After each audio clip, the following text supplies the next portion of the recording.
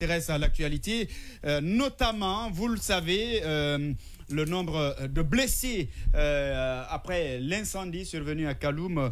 On parle de 454 blessés. Alors, 24 morts selon un communiqué du gouvernement.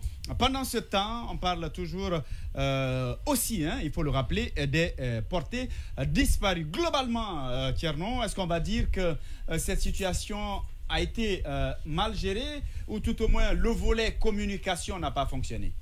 Hier, j'ai vu sur les réseaux sociaux, ça m'a amené à voir un peu dans la presse libérienne. On a parlé d'une quinzaine de morts suite à l'explosion d'une... Moi, j'ai même lu 40 morts. Voilà, non, les premiers chiffres, on donnait 15 morts. Aujourd'hui, suivi ça. Effectivement, 15 morts et tout ça. Et ça, vous voyez, c'est combien de camions? Un seul. Et là, on a tout ça qui est parti, on nous parle de 24 morts.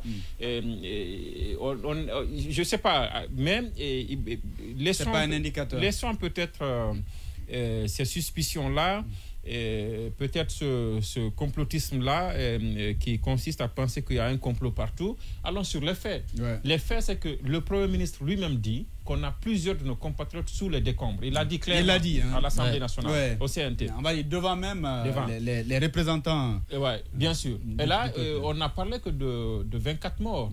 Et vous voyez bien que même dans la communication, même dans les témoignages, allez aujourd'hui, chercher à décrocher un témoignage d'une vieille de Coronti ou des quartiers périphériques. L'impression que vous avez, c'est comme si quelqu'un est passé dire « ne dites plus cette version ». Il y a une version qui est en train de disparaître d'elle-même. Pourtant, elle devait intéresser notamment les autorités. Cette version, c'est celle de cette dame qui est même passée, je pense, à la RTG, qui disait avoir vu avion de la Maditaine à Aurora. Justement. Voilà. Qu'elle a vu une sorte de projectile. Voilà, qui a dit que... voilà, c'est-à-dire que la thèse de l'attaque en réalité... On va dire d'incendie criminel. Non, l'incendie criminel, ça pouvait venir, mais le témoignage a été précis. Et maintenant, il est bon. Précis, il est bon, il n'est pas bon. Ça devrait quand même exister et ça devrait être là. Parce que ce qui peut se passer, c'est que cette thèse-là pourrait gêner les autorités en place. Elle pourrait décider que cette thèse-là ne prospère pas.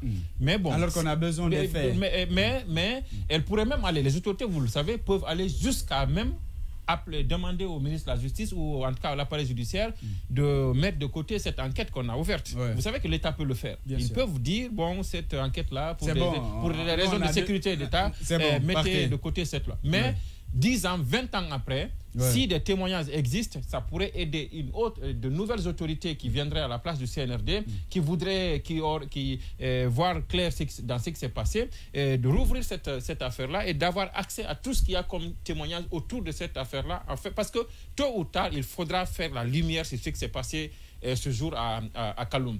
Moi, c'est quand même bizarre. On ne voit plus ces témoignages-là. Ils ne prospèrent plus. On est en train d'écarter cette thèse-là. Et on ne sent plus, et on ne sent pas la justice aller dans le sens même des enquêtes qu'on a dit être ouvertes. Qui a vu une communication 2 ou 3 jours après sur ce qui se passe, alors que quand il s'agissait de manifestations, régulièrement, on venait à la télévision nationale pour dire, le procureur, c'était pratique. Dès qu'il y a manifestation, on sait que demain c'est manifestation.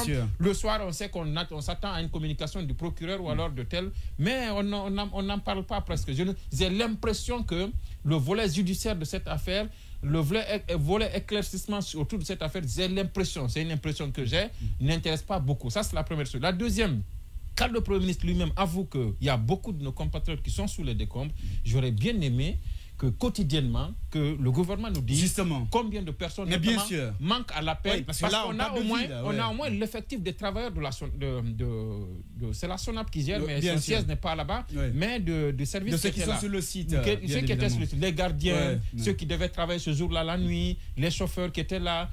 On a besoin de savoir combien étaient là, combien ont manqué à l'appel, combien sont aujourd'hui portés disparus réellement et qu'est-ce qui est en train d'être fait, notamment pour leur famille. Mais on ne peut pas se taire comme ça là-dessus et on passe à autre chose, comme si le volet humain de cette histoire-là n'intéressait pas le gouvernement ou n'intéressait pas le peuple de Guinée. Je pense qu'il y a quelque chose qu'on nous cache. C'est l'impression que j'ai lorsque je ne vois pas les communiqués du gouvernement aller beaucoup dans ce sens-là et que le Premier ministre surprend en disant au gouvernement, alors qu'en réalité, ça ne devait pas surprendre. Quand il vient dire au CNT qu'il y a beaucoup de nos compatriotes qui sont sous le gouvernement, et que le communiqué qui a été voilà, lu ça ne tient pas compte. 24 morts, voilà. Je ne suis pas alarmiste, mais spécialiste, vous savez bien que après vous voyez cette communication de Alain Foucault le même jour. Qui a parlé quand même d'un chiffre un peu plus élevé. Voilà, il parlait de centaines et tout ça. Et il faut qu'on nous dise, Alain Foucault, on sait en ce moment ses communications par rapport au CNRD et tout ça, on sait. C'est l'un de ceux-là qui ont accès notamment à nos autorités parce qu'il fait partie de la propagande qui s'installe là. Donc, je pense qu'il faut être clair sur ça. Je pense qu'il faut accepter. Et bizarrement, la première personne qui a demandé, et ça, c'est Loudalen, Sidia Touré, tous ceux-là que vous connaissez, et ceux-là qui ont pu faire le déplacement pour aller, tous sont restés dans le carcan à présenter les condoléances, à être là. Le premier a demandé que la vérité soit dite sur cette affaire, c'est le président Alpha Condé.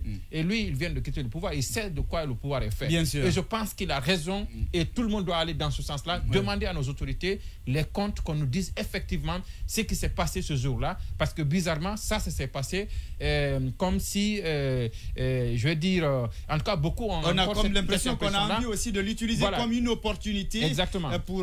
Donc, il faut